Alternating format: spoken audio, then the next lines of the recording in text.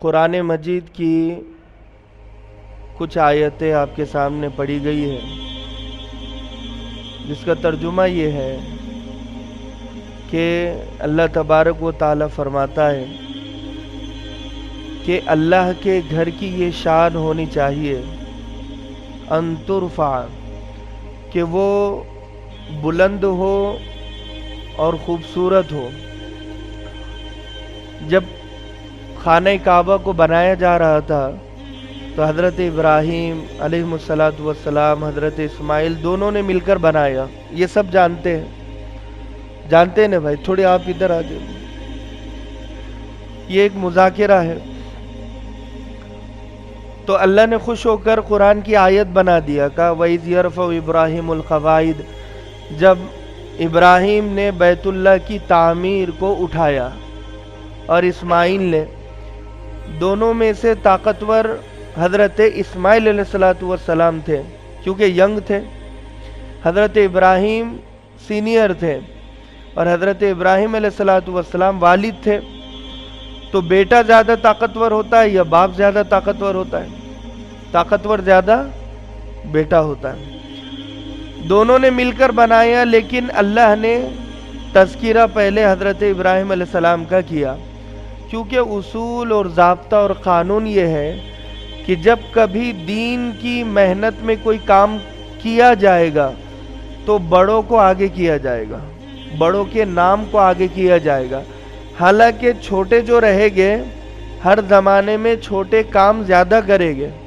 مسجد کہیں پر بنانا ہوتی ہے تو چھوٹے زیادہ تر اینٹیں لاتے ہیں اور گارا مکس کرتے ہیں، اور کوئی کلر مارتا ہے، کوئی ٹائلز بچھاتا ہے، کوئی گڈھے کھودتا ہے۔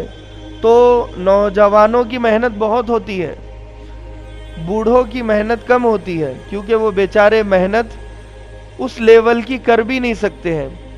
تو یہاں پر اللہ نے اصول بیان کیا کہ ہر زمانے میں تمہارے آس پاس عمر رسیدہ لوگ ہوگے، بوڑھے لوگ ہوگے، ان کا یہ حق ہے کہ ان کا نام آگے کیا جائے، کریڈٹ ان کو دیا جائے۔ جیسے حضرت ابراہیم حضرت اسماعیل دونوں بنا رہے ہیں، محنت کا کام حضرت اسماعیل علیہ السلام پورا گارا اس کا ملا رہے ہیں اور بھر رہے ہیں، اور بھر کر اپنے والد کو دے رہے ہیں۔ حضرت ابراہیم علیہ السلام اسے لے کر لگا رہے ہیں۔ یہ محنت حضرت ابراہیم علیہ السلام کی تھی، باقی محنتیں حضرت اسماعیل علیہ السلام کی تھی۔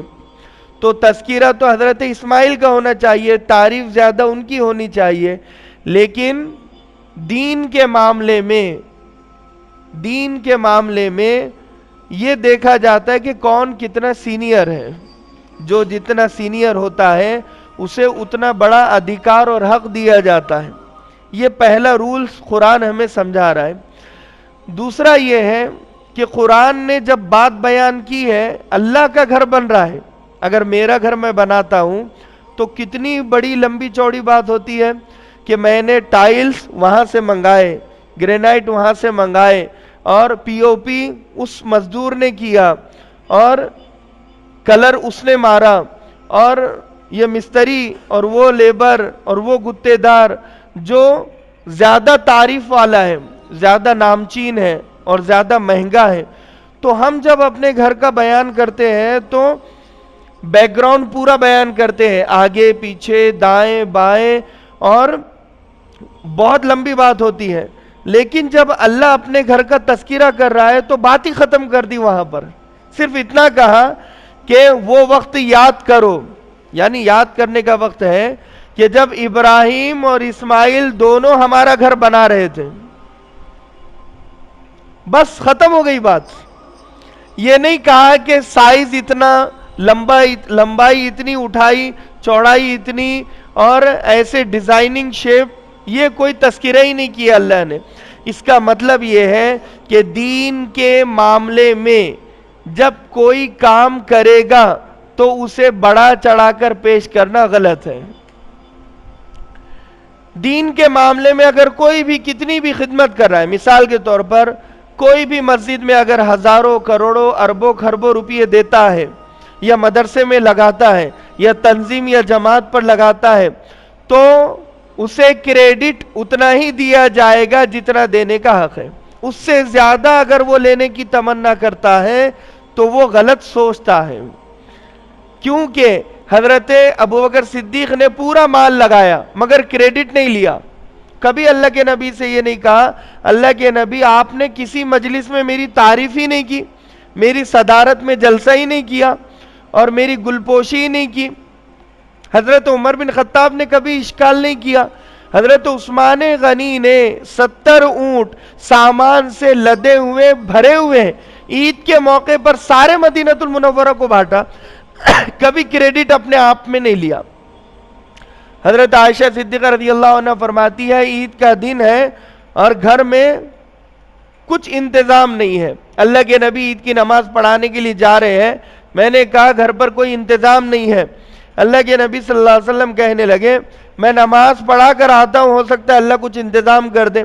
اللہ کے نبی نماز پڑھا کر جب آئے تو دیکھا دسترخوان بھرا پڑا ہے اور مدینے کے یتیم اور غریب اور مسکین کھا رہے ہیں. پوچھا کیا بات ہے, کس نے انتظام کیا؟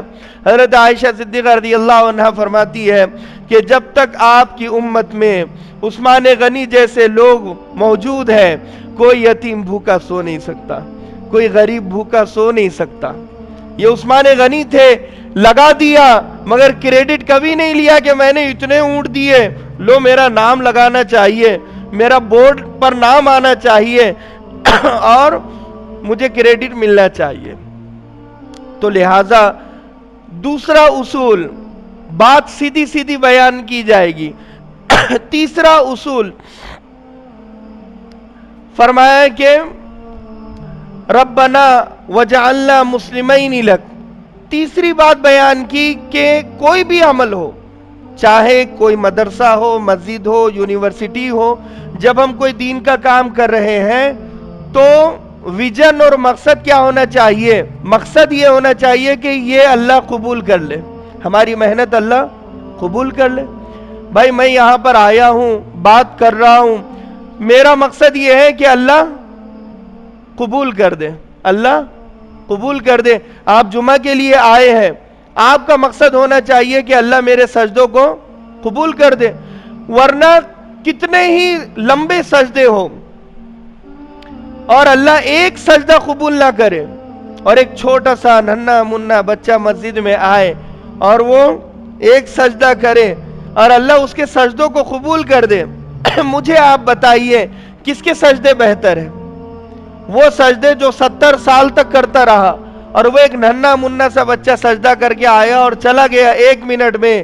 اللہ کو ویسے سجدوں کی ضرورت ہے, ایسے لوگوں کی ضرورت ہے کہ جو لوگ قبول کروانا چاہتے ہیں